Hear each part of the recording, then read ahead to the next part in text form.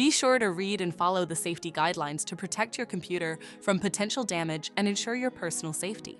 For more information about safety guidelines, see the owner's manual at dell.com/support.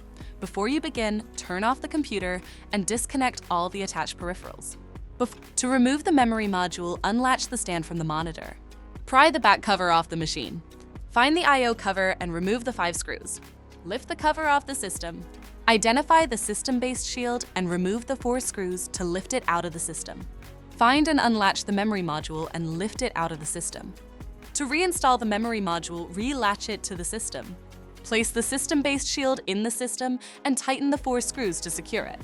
Secure the I/O cover with the 5 screws and place the back cover on the device.